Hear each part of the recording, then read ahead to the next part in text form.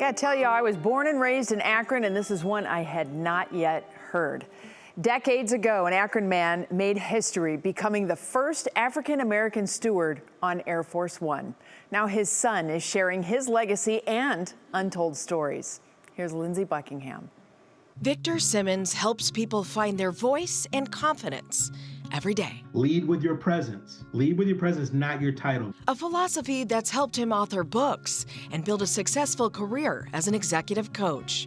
His drive rooted in family history. Nobody can outwork me, and it's because of my dad. Lee Simmons, a hardworking man with a strict mindset. When I left the house for the first time, all of those things, oh, that's why he was telling me that. Oh, that's why I had to do this. Lee was raised by his grandparents on a farm in Nymph, Alabama, but always dreamed of something more. He wanted to travel. He wanted to go all over the world. That dream began when Lee's father, Willie Fate Simmons, sent for him, calling him to Akron, Ohio. And my father joined him when he was 14 and then went to high school there. Before going to work with Lee at Firestone Tires. And then worked with him in his catering business that was very successful, and from there he joined the Air Force. In 1953, he started in the mailroom.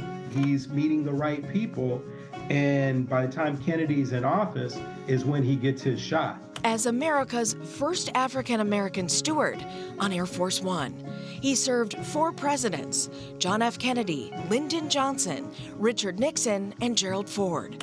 But the road there wasn't always welcoming. The crew is considered VIPs, just like the president. And so they go to the same hotel that the president is, but not my dad. During that time period, he's going to black-only hotels. And they say to him, well, if we go through the South, there's gonna be some problems.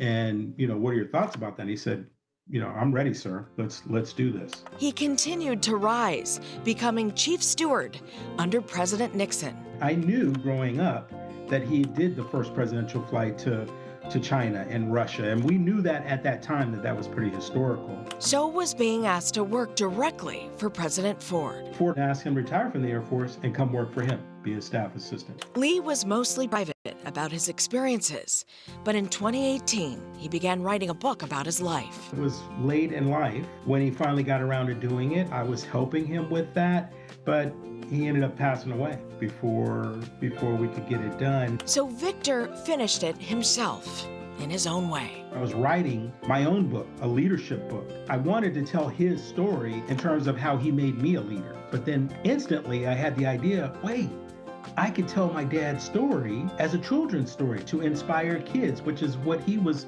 all about. It's called the Lee F. Simmons story.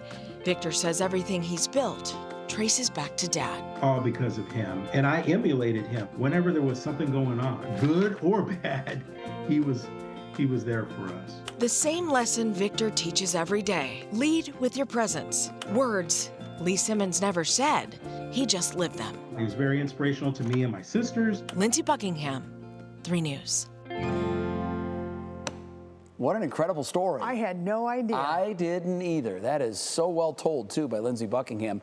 Victor Simmons is back in Akron this weekend signing copies of the Lee F. Simmons story and life lessons from Air Force One. You can meet him at Woven Words Bookshop on Saturday from 10 to noon. And if you want his books, just head to our WKYC app. We got a link there. You can share your own heartstrings stories with our team. Just email heartstrings@WKYC.com.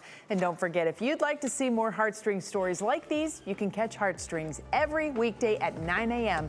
on the WKYC app. We'll be right back.